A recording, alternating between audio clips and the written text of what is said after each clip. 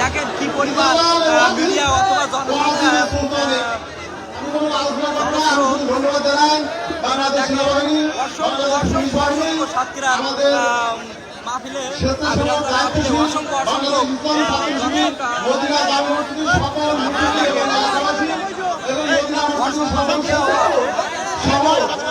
আমাদের আনসার বাহিনী সকলকে এই অনুষ্ঠান সফল করার জন্য সকলকে আন্তরিকভাবে ধন্যবাদ। এখানে আমাদের কার্যক্রম মেহমান আলোচনা করবেন। আপনারা সবাই একটু সমাজের একটু শান্ত হন।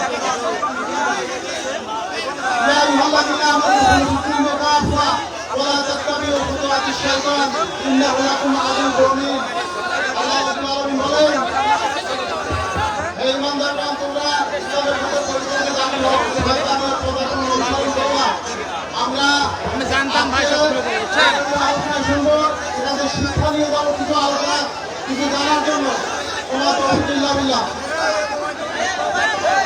সম্মানিত উপস্থিতি যার অপেক্ষায় আমরা অধীর আগ্রহে আন্তর্জাতিক খ্যাতি সম্পন্ন ঘোষণা করেন তারা বরণ করিবেন মোহাম্মদিন প্রখ্যাত ইসলামী চিন্তাবিদ মুফতি আমির হামজা সাহেব। এখন আপনাদের সম্মুখে গুরুত্বপূর্ণ আলোচনা নিয়ে আসেন হযরত মাওলানা মুফতি আমির হামজা।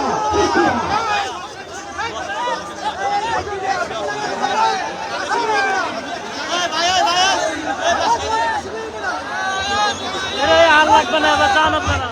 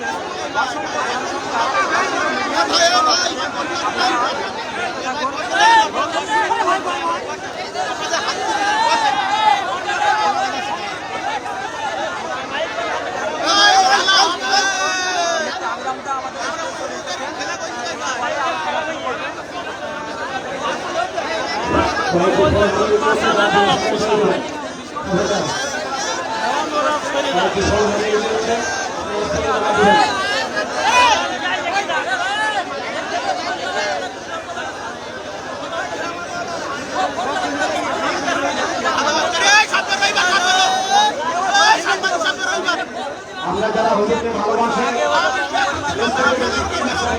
তারা মেহমান অতিথি যারা স্টেজে থাকে অন্যরা স্টেজ থেকে আমরা নেমে যে হুজুরের একটু শক্তির সাথে যারা তাসলিম করতে পারেন সে ব্যবস্থা করে দেবো।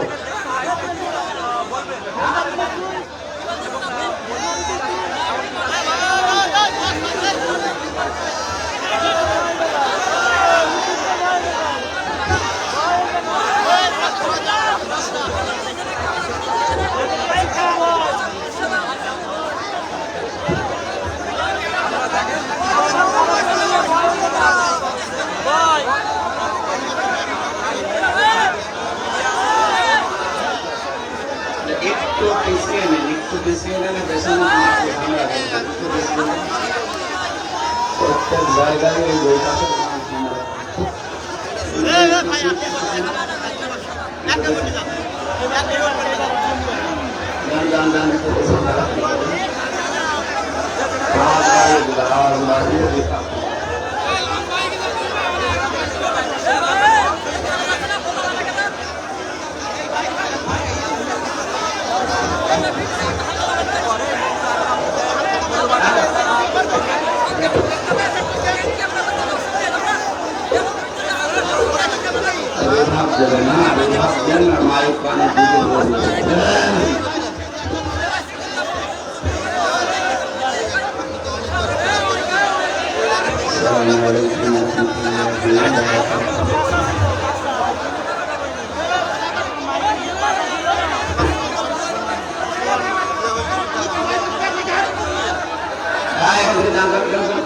এখানে রাখেন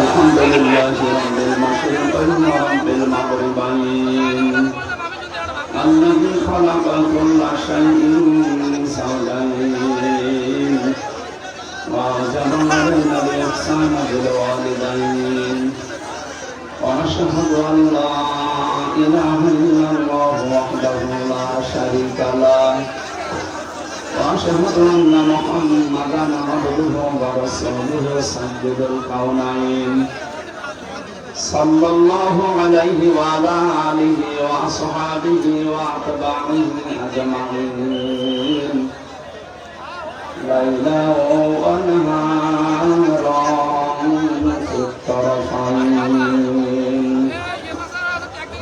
فقد قال الله تعالى في كلامه المجيد وبرهانه التوحيد أعوذ بالله من الشيطان الرجيم بسم الله الرحمن الرحيم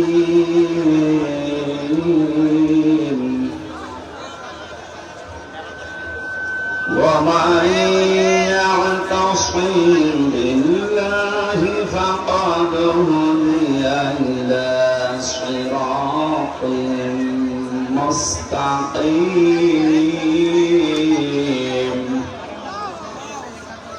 يا أيها الذين آمنوا اتقوا الله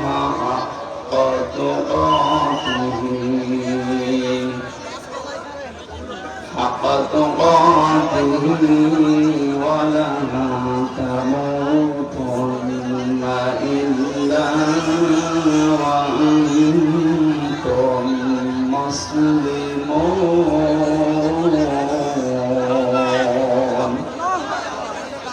صدقت يا ربنا اللهم صل على سيدنا مولانا محمد وعلى آل سيدنا مولانا محمد الحمد لله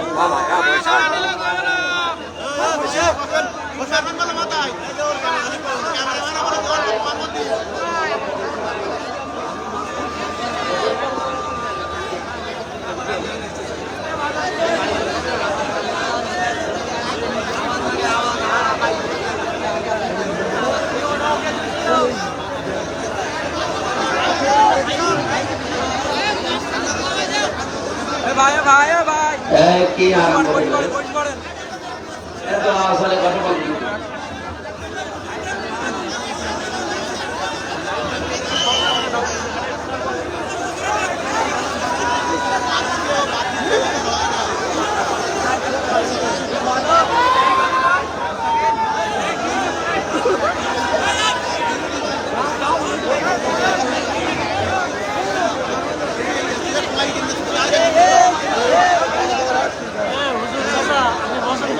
কথা এইভাবে বললে আমাদেরকে নিয়ে আসেন কেন? কি গরমে মানুষ বসে আছে আর এরা এখনো কথা বলছে আসতে কথা বন্ধ করে। বাংলাদেশের মজলুম জেলা সাতক্ষীরা জালেমদের যত অত্যাচার 64 জেলাতে হয়েছে, সবচাইতে বেশি অত্যাচারিত মানুষ এই সাতক্ষীরায় বসবাস করে।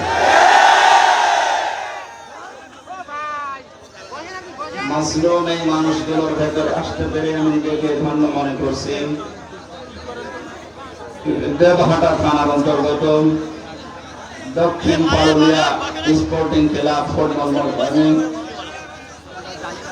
এলাকাবাসীর উদ্যোগে আয়োজিত তাফসীরুল কোরআন মাহফিলের স্বনামধন্য সভাপতি আলহাজ মাহবুবুল আলম, সহকারী সেক্রেটারি বাংলাদেশ জামাতে ইসলামী সাতক্ষীরা জেলা শাখা, আতানাল্লাহু উমরাহু ওয়া বারাকাল্লাহু ফি হায়াতি, বলেন আমিন। এই মাহফিলের প্রধান অতিথি শাইখুল মাশায়েখ বাংলাদেশ জামাত ইসলামী সাতক্ষীরা জেলা শাখার শ্রদ্ধাভাজন আমির হাফেজ মাওলানা মুফতি মুহাদ্দিস রবিউল বাশার, ভারপ্রাপ্ত প্রিন্সিপাল আগরদাড়ি কামিল মাদ্রাসা সাতক্ষীরা দামাত বারকাতুল আলিয়া, বিশেষ অতিথি হিসেবে উপস্থিত আছেন বিশিষ্ট রাজনীতিবিদ শেখ সিরাজুল ইসলাম, আহ্বায়ক দেবহাটা উপজেলা বিএনপি, বিশেষ অতিথি মাওলানা ওলিউল ইসলাম আমির বাংলাদেশ জামাত ইসলামী দেবহাটা উপজেলা, বিশেষ অতিথি গোলাম ফারুক বাবু চেয়ারম্যান 2 নম্বর পড়ুয়া ইউনিয়ন পরিষদ, সম্মানিত উপস্থাপক এবং সার্বিক তত্ত্বাবধানে যিনি আছেন জনাব মাওলানা শফিকুল ইসলাম, সভাপতি মদিনা জামে মসজিদ, পরিচালনায় আছেন আলহাজ কারি ফজলুল হক আমিনী। এটা আবার কোনটা? একজন তো মারা গেছে, এটা আবার বেঁচে আছে এখন। ওনার সামাই মুফতি শাকাওয়াত হোসেন রাজি, আমার সাথে 3 বছর পাশাপাশি রুমে ছিলাম, এজন্য নামটা পরিচিত মনে হচ্ছে। আমিনী সাহেবের জামাত আল্লাহ ফজলুল হক আমিনী, তোমার গোলাম কবরে আছে, এটা বুঝলি যেটা আছে কবরে, আল্লাহ তাকে যেন জান্নাতুল ফেরদাউস দান করে। মঞ্চে বসা অত্র এলাকার সর্বজন শ্রদ্ধাভাজন ব্যক্তিবর্গ, সম্মান মর্যাদা আল্লাহ যেন দুনিয়া আখিরাতে আরো বাড়িয়ে দেন। সামনে বসা মুসলমান ভাইরা, পর্দার আড়ালের সম্মানিতা মা এবং বোনেরা, প্রশাসনের ভাইরা, প্রাণ প্রিয় সাতক্ষীরাবাসী, এই নামটা শুনলে আমার মনে হয় বাংলাদেশের মানুষের ঈমান বেড়ে যায়। সাতক্ষীরা খুব সুন্দর নাম, ঈমানের সাথে সম্পর্কিত এ নাম। আল্লাহ রাব্বুল আলামিন কিয়ামত পর্যন্ত এই জেলাকে তার দ্বীনের মারকাজ হিসাবে যেন কবুল করে। আমিন। দল মত জাতি বর্ণ ধর্ম নির্বিশেষে বিভিন্ন ধর্মের লোক আসার সময় দেখলাম এই যে আমাদের তো চিহ্ন দেখে বোঝা যায় যে ওনারা অন্য ধর্ম। সুতরাং সবাইকে ওয়েলকাম জানাচ্ছি কোরআনের এই অনুষ্ঠানে। এটা শুধু মুসলমানদের অনুষ্ঠান না, হাদা বায়ানুল লিন্নাস হুদাল লিন্নাস, মানুষ হিসাবে যারা বিবেচিত, জামাত ইসলামী বাংলাদেশের শ্রদ্ধাভাজন আমির যিনি ডাক্তার শফিকুর রহমান, উনি ঘোষণা দিয়েছেন এদেশে সংখ্যালঘু সংখ্যাগুরু বলে কিছু নেই। যে এদেশে জন্ম নিয়েছে সেই এদেশের বৈধ নাগরিক। সুতরাং আমরা 96% মুসলমান দেশে বাস করি, কোনো অসুবিধা নেই। আপনারা আমাদের কাছে পরমাত্মীয়র মতো আমানতের সাথে থাকবেন ইলা ইয়াউমিল কিয়ামা, কিয়ামত পর্যন্ত ইনশাআল্লাহ। সেই পরিবেশ আল্লাহ যেন এই দেশে দান করেন, সকলে বলেন আমিন। এটা তৈরি করার জন্য যেটুকু সময় দরকার,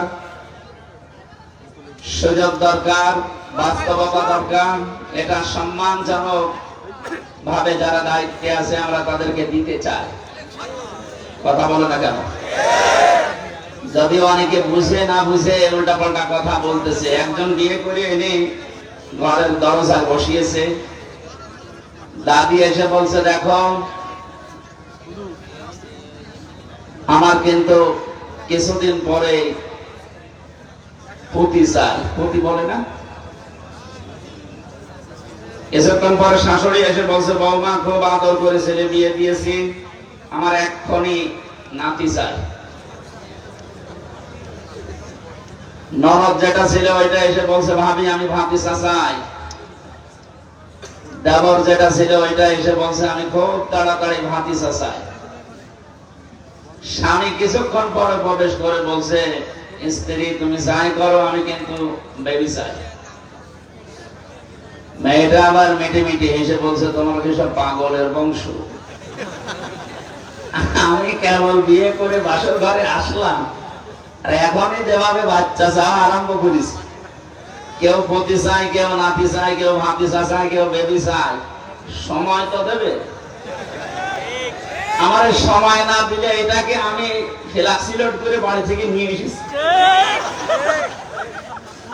অন্তত যে অবস্থা চলছে আমার কিছুদিন সময় দেন, 10 মাস 10 দিন যাক, এরপরে তোমাদেরকে বেবি ভাতিজা পুতি নাতি যা লাগে সব আমি দেব।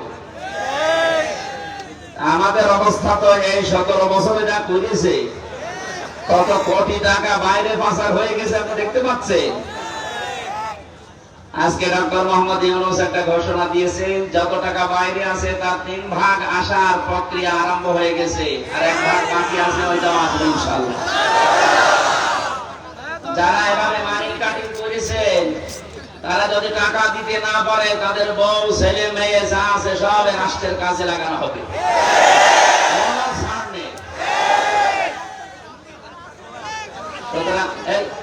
আপনার কথা শোনার চেষ্টা করেন। পুত্রবধূ যেভাবে সময় চেয়েছে, একটা সম্মানজনক সময়, বিয়ে হলে তার হচ্ছে না, সময় দেওয়া লাগবে না? এত বছরের ক্ষত শোকাতে হলে যে সমস্ত দিক আর বিভাগগুলো দুর্নীতিতে চ্যাম্পিয়ন, যে সমস্ত কি সব জায়গা, একটা দেশ কত বড় দুর্নীতিগ্রস্ত হলে কেন্দ্রীয় মসজিদের ইমাম পর্যন্ত পালিয়ে যায় বলুন তো। পৃথিবীর ইতিহাস পর্যন্ত পালিয়ে গেছে অথচ তার দাঁড়িয়ে গেছেন, তার বাবার পরিচয় ভালো ছিল, কিন্তু এই লোকটা যে এত নিচে নামবে শয়তানও বিশ্বাস করে না।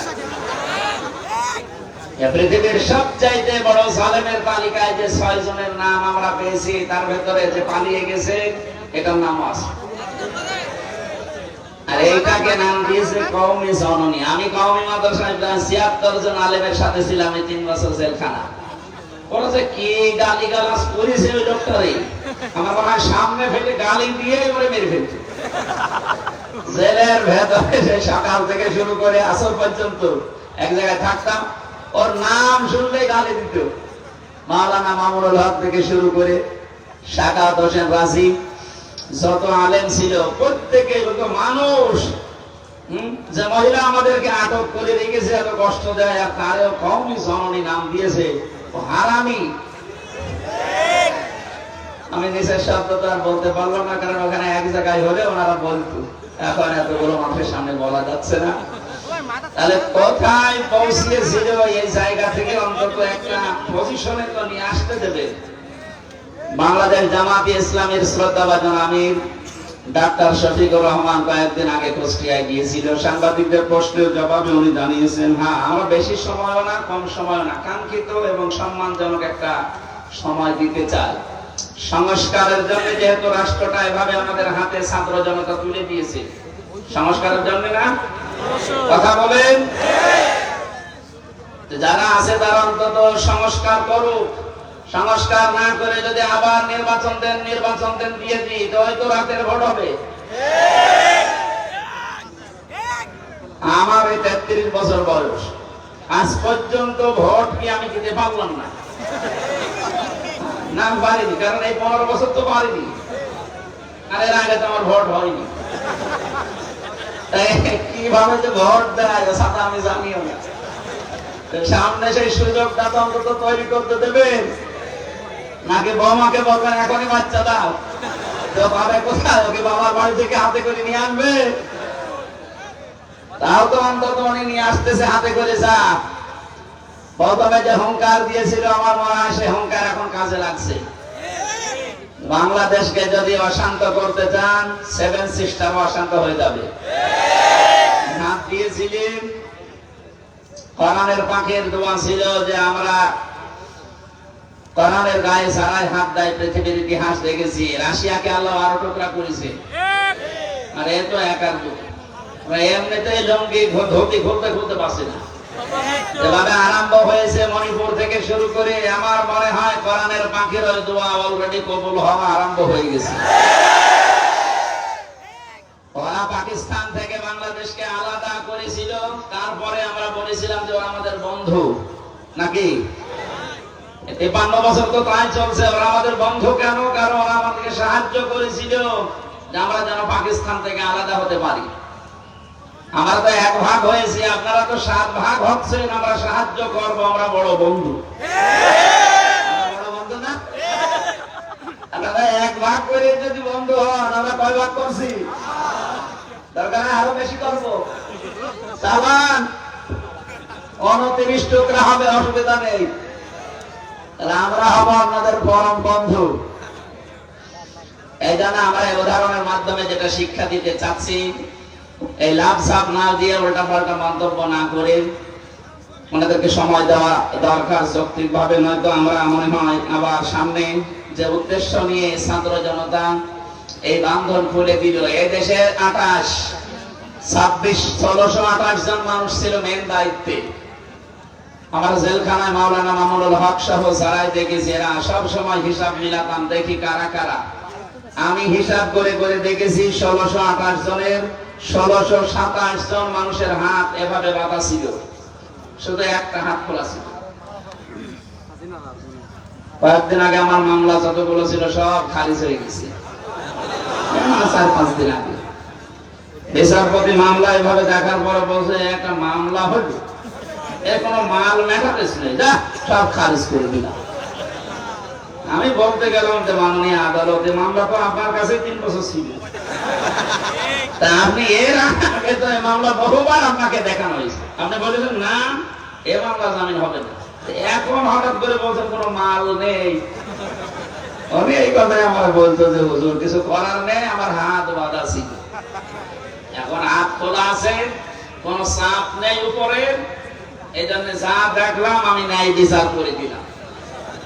আমার মনে হয় এরকম যদি এই একজনের না, এই 1628 জন যারা দায়িত্বে এখন আছে প্রত্যেকের এভাবে আমরা হাত খোলা দেখতে চাই। আবু সাইদ এভাবে হাত খুলে দাঁড়িয়েছিল না, সবার এভাবে যদি হাত খোলা থাকে। ছাত্র জনতা এটাই চেয়েছিল, ওনাদের যে 9 দফা ছিল তার ভেতরে এইটা, কেউ হাত বন্দি থাকবে না, সব হাত খোলা থাকবে। আমরা যদি হাত খোলা থাকতে পারি আর কোরআনে কারীমকে যদি উপরে উঠাতে পারি, আমান হাকামা বিহি আদালা, কোরআন দিয়ে যারা বিচার ফায়সালা করে ওরা ন্যায় বিচার কায়েম করতে পারে। এখন বলতে পারেন কোরআনের বিচার যে দেশে নেই ওই সমস্ত দেশে কি ন্যায় বিচার নেই? না, নেই। আমি কয়েকদিন আগে সিঙ্গাপুর, মালয়েশিয়া, থাইল্যান্ড যে সমস্ত দেশে ঘুরেছি, তার বিচার ব্যবস্থা ভালো, কিন্তু কাঙ্ক্ষিত মানের ন্যায় বিচার ওখানেও নেই। এখানকার কিছু জালেম পালিয়ে ওখানে গেছে, আমি জুলমের উপরে কথা বলেছিলাম, ওরা ওই দেশের পররাষ্ট্র মন্ত্রণালয়ের নালিশ দিয়েছে যে ইনার নামে মামলা আছে, এনে রাষ্ট্রবিরোধী জঙ্গি, আর ইনি এখানে এসে কথা বলেছে। ওই দেশের পররাষ্ট্র মন্ত্রণালয় থেকে কয়েকদিন খোঁজ খবর নিয়ে যে এখন দেখছে যে আমার মামলায় খারিজ হয়ে গেছে, এই মামলায় আমার কোনো দোষ নেই, নির্দোষ প্রমাণ করে আদালত আমারে ছেড়ে দিয়েছে। এখন যারা নালিশ পার্টি ওরা বিপদে আছে, কারণ ওই দেশে আর যাই করুক স্বচ্ছতা রাখার চেষ্টা চালায়। আন্দাজে আপনি এক দোষ দিয়ে দিলেন, আপনি তো দিয়েছিলেন রাজনৈতিক উদ্দেশ্য নিয়ে। সেটা যখন এই যে বাংলায় দাবি করে আমার মামলার এই কপি যখন বাংলাদেশের পররাষ্ট্র মন্ত্রণালয় যে দায়িত্বে আছে তার কাছে দিয়ে ওই দেশে পাঠিয়েছি, দেখার পরে এখন যে লোক নালিশ দিয়েছিল ও বড় বিপদে আছে। সেই দিন আমাকে খোঁজ খবর কার কাছে পেয়েছে জানি না, অযা আমার বিরুদ্ধে যেন আর কিছু না বলে, তাহলে আমার আর এই দেশে পালিয়ে থাকা হবে না। আমি এখান থেকে একটা বিষয় জানাতে চাই, যে রেকর্ড হচ্ছে, আমাকে যেমন 3 বছর পরে খারিজ করে দিলেন, কোনো দোষ পাননি, এই জন্যই তো আমাকে মুক্তি দিয়েছেন নাকি বলেন? আমার মতো 1,10,000 মানুষ এখনো জেল খাটতেছে বাংলাদেশে। আমার মনে হয় এর ভেতরে 100 জনের 70 জন কিছুই জানে না। আমি যেমন কিচ্ছু জানতাম না আন্দাজে, ওরাও জানে না, কারণ আমি বেরিয়ে তো দেখেছি ভেতরে। সুতরাং যারা এই কাজ করছে, এই মামলার আয়ু থেকে আমার মামলার আয়ু কাজী মিজান, ট্যাগের হাটে বাড়ি, এর আগে আমারই ওর ছাড় বলা লাগতো, আর এখন মামলা খারিজ হওয়ার পরে আমার উল্টো ছাড় বলছে। এই মিজান থেকে শুরু করে উপরের যে হাত ছিল, যাদের চাপে বিচারপতি রায় দিতে পারে নাই, আমি চাই তাদের 3 বছর এরকম করে আটক রাখা হোক। শুধু আটক না, যে আচরণ করেছিল আমার সাথে আপনাদের সাথে ওইটা করা দরকার, তাহলে দেখ কেমন লাগে। ভার্সিটি থাকাকালীন একটা উপন্যাস পড়েছিলাম, নাম ছিল দেখ কেমন লাগে। আমার মনে হয় কালামানিকরে দেখে আমার ওইটা মনে পড়ছে, দেখ কেমন লাগে। 116 জনের তালিকা করবি কর। এখন জালেমদের তালিকা এভাবে 116 না, 1628 জন জালেমের তালিকা মোড়ে মোড়ে টাঙিয়ে রাখা লাগবে, দেখলেই কুকুরের মতো পিটাতে হবে। এগুলো সমাজের ক্যান্সার। হযরত নূহ দোয়া করেছিলেন, লা তাদার আলাল আরদি মিনাল কাফিরিনা দাজ্জারা, এ আল্লাহ এদের আন্ডা বাচ্চা পর্যন্ত জমিনে না থাকে, ওর থেকে যেটা জন্মাবে ওটা আরো বড় হারামি হবে। জালেমের দোষর যে আরো বড় হারামি হয়। কয়েকদিন আগে একটা ভিডিও দেখেননি? আপা ঘাবড়াবেন না, ঘাবড়ালে না নরম হয়ে যায়। কত বড় জালেম, কত পানিয়ে বেঁচেছে, আর এখান থেকে ভয় থাকার সাহস বোঝাচ্ছে যে আপনি ঘাবড়ালে আমরা নরম হয়ে যায়। তারপর একদিন ওরা ধরে এমন পিটানো পিটিয়েছে প্রশাসন, নরম হয়ে গেছে। কালা মালিকের তো জিনিসই উড়িয়ে দিছে, আর ওর মাজা মাজা সব শেষ। বহু মানুষকে এভাবে কষ্ট দিয়েছে। যতটুকু করেছিলে যত অতটুকু আমরা করি, নিঃশ্বাস ফেলার সময় পাবে না। হাজার হাজার মানুষ এই 17 বছর ঘরে থাকতে পারে না। কি করেছ টের পাচ্ছ? কোন দোষ বলে খুঁজে পায় না। বলে কি করলাম এত যে আমার কুকুরের মতো পালানো লাগলো। ওনার ছেলে আজকে স্ট্যাটাস দিয়েছে একটা, বাংলাদেশের মানুষ এরকম যে আমার মা কুকুরের মতো পালিয়ে গেল, এটা বলছে। ও লজ্জা আছে? এটা মাথা খারাপ পাগলের মতো কথা না বলেন তো, যে আমার মা দেখার মতো এত কিছু করলো, আর তাকে এই দেশের মানুষ কুকুরের মতো পালিয়ে যেতে বাধ্য করলো। দোষ খুঁজে পান না। আপনার যদি মনে হয় যে আমি কোনো দোষ করিনি, আপনি একা একা একটা শুধু সাতক্ষীরার রাস্তায় লোকজন ছাড়া হেঁটে যান। আমিও হেঁটে যাব, মাওলানা রবিউল বাশার হেঁটে যাবে, আপনিও হেঁটে যান। তো 3 জনের অবস্থা কার কি হয় দেখবো। চলেন। আমি কিছুই তো করিনি, কিছু করেননি, আয়না ঘর কি ফেরেশতা বানিয়েছ? জানেন এটা কি? আমি মাত্র 10 দিন ছিলাম, আর 3 বছর তো ছিলাম ফাঁসির কন্টেম সেলের ভেতরে। সারা বাংলাদেশের 18 কোটি মানুষ আপনাকে মাফ করে দিলেও ব্যারিস্টার আরমানের বউ আপনাকে মাফ করবে। কি করেছেন আপনি খুঁজে পান না? না, অপরাধ যদি না করে থাকবে তো দাড়ি কেটে ফেললো কেন? ওরে দরবেশ কোরআনে ভুল করে। কোরআনেও সমস্যা আছে, তবে বেসর না, হাদিসে তো বহু সমস্যা। শয়তান আজকে দুঃখ পেয়েছি, আমাদেরকে যেভাবে ফলরে রেখেছে কষ্ট দিয়ে, খাবার দিত মনে আছে কেউ মাখিয়ে একবার খেয়ে তারপরে দিয়েছে, এই খাবার দিত। আর এই শয়তানদের শুনছে বাড়ি থেকে ভালো খাবার পাঠায়, এসি রুমে রাখতেছে। যা করেছেন আলেমদের সাথে অন্তত এতটুকু ওদের সাথে করেন, ওরা যেন টের পায় যে জুলুমের পরিণতি দুনিয়ায় কি হয়, আর আখিরাতে কি করবো ওটা আল্লাহ জানে।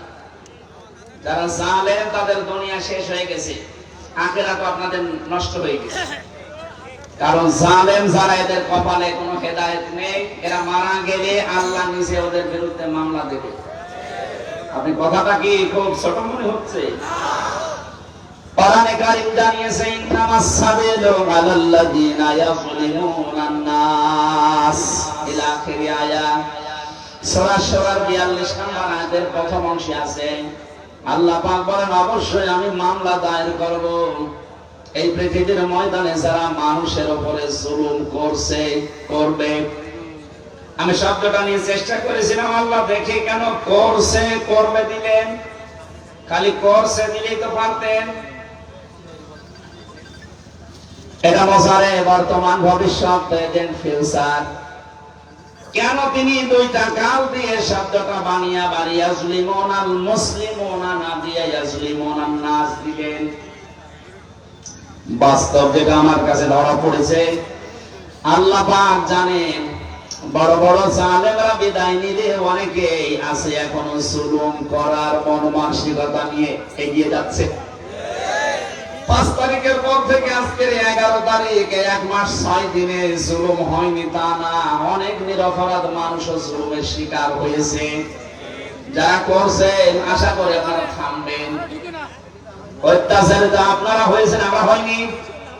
একটা রেকর্ড দেখাতে পারবেন একামতে দিনের কোন দায়িত্বশীল কোন কর্মী সে যেই হোক এর দ্বারা কোন জুলুম এই ৫৬,০০০ বর্গ মাইলে কারো উপরে হয়েছে আপনি দেখাতে পারবেন? আপনি দেখান তো আমার, শুধু নাম বলেন তো অনেক জায়গায় জুলুম হয়েছে এদের দ্বারা। আপনিও জুলুমের শিকার, আমরাও হলাম, আমরা তো কিছুই করি না। আপনার নামে তো বদনাম আসছে কোন জায়গা থেকে? বারবার আপনাদের কেন্দ্রীয় নেতা যারা আছে ওরা আশঙ্কিত, বারবার দুঃখ প্রকাশ করছে, বার্তা দিচ্ছে সাবধান, কেউ যেন জুলুম করবেন না এ দলের নাম নিয়ে। এরপরও যদি আপনি না থামেন আপনার কপালে ওই সালেমদের মতো কিন্তু আগুন লাগবে। আশা করছি আপনি থামবেন। আল্লাহ ইয়াসলিমুন নাস এই জন্য দিয়েছিলেন কারণ ওই আগেই শেষ হয়ে যায়নি জুলুম, এখন অনেক জুলুম চলছে, কিয়ামত পর্যন্ত কম বেশি এটা থাকবে। আর জালিম যারা তারা আল্লাহর কেসের আসামি। কেস করবে কে? কত ভয়ঙ্কর শব্দ দেখেন, আল্লাহ নিজে কেস করবে। ও সাতক্ষীরাবাসী, আপনাদের ওপর যারা জুলুম করেছে 15 সাড়ে 15 বছর, আমি দেখেছিলাম জেলখানায় বসা থাকা অবস্থায় ওখানে যোগান করার সমকাল যেত, পেপারের কাটিং গুলো নিয়ে এসে আমাদেরকে দিয়েছে। বাস্তবে দেখতাম আপনাদের ঘর বাড়ি পর্যন্ত বুলডোজার দিয়ে ভেঙে দিয়েছে। নাকি এটা মিথ্যা লিখেছে? এটা কি অত্যাচার করবে তারা?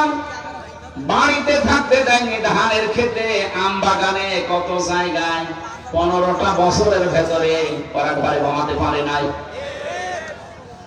এই জুলুম অত্যাচার যারা করেছিলেন, যাদের নির্দেশে করেছিলেন, আমি কোরআনে কারীম গ্যারান্টি দিয়ে বলতে পারি আপনারা সব আল্লাহর মামলার আসামি। আর ভাই আপনি যদি হামজার মামলার আসামি হতেন, টাকা পয়সা দিয়ে আমাকে ম্যানেজ করে আপনি খালাস পেয়ে যেতেন। মামলার বাদী যত বড় হয় এ কেস মিটানো তত কঠিন হয়। যেটা আমার মামলায় দেখেছেন, কত মানুষের মামলা আমার সামনে দেখলাম উঠছে, 2 মাস 3 মাস 5 মাসে তারা বিদায় নিয়ে চলে যাচ্ছে। আমার আর মাওলানা মামুনুল হকের মামলা উঠলে বলে হাত বাঁধা ফেলে দেয়, কারণ আমার মামলার আসামি মিলন না, রবিউল বাশার না, যে টাকা পয়সা দিয়ে মুখ বন্ধ করে দিলাম যে ভাই খান। একজন এমন মামলার বাদী, সে টাকা পয়সা অন্য জায়গায় খাবে, আমাদের দুইজন এটা খাবে না। যেহেতু সরাসরি রাষ্ট্রবাদী ছিল, এই জন্য 3টা বছরে কোন নোট সর করা যায়নি। বহু চেষ্টা চালিয়েছিল আমার পরিবার, আমার দল, কিন্তু পারে নাই। কি করে পারবে? কারণ বাদী তো সর্বোচ্চ একজন। এবার উনি যদি বাদী হয়ে আমার অবস্থা এই হয়, আপনি এবার নিজের কাছে প্রশ্ন করেন, সাতক্ষীরার যে বাড়িগুলো আপনি ভেঙে দিলেন, সমর্থ থাকার পরও যে ছেলেদেরকে বৈষম্যের শিকার বানিয়ে চাকরি দিলেন না, জীবনটা নষ্ট করে দিয়েছেন, এই যে জুলুম অত্যাচার নির্যাতনের কারণে আপনি কিন্তু হামজার মামলার আসামি হয়ে যাননি, আপনি সরাসরি আল্লাহর মামলার আসামি। দুনিয়ার হিসাবে দেখলেন বাদী যত শক্ত হয় মামলা তত কঠিন হয়। এবার ভাবেন, আল্লাহ নিজে বিচারপতি, নিজে রায় দেবেন, নিজেই বাদী, আপনার মাপ পাওয়ার কোন সম্ভাবনা আছে? আপনার মামলা খারিজ হওয়া দূরের কথা, কেউ কথাও বলবে না। রাষ্ট্রে যদি কেউ বাদী হয়ে যায় রাষ্ট্র, তাহলে তার পক্ষেও কেউ দাঁড়াতে চায় না। আমার 3টা বছর এমন হয়েছিল, আমার টাকা পয়সা বাবা দিয়েও উকিল পায় না, করে না, ওর পক্ষে দাঁড়ালে আমার ক্যান্সেল করে দেবে। আর আল্লাহ সরাসরি বাদী, নিজে রায় দেবেন, কে দাঁড়াবে আপনার পক্ষে? এখন যদি মনে করেন না আমার কাওয়া আছে, কাওয়া পালিয়ে বাঁচছে, বহু দালালি করেছেন। আমাদের কুষ্টিয়ার একজন ছিল, বহু দালালি করেছিল, এখন আর পার পাচ্ছে না।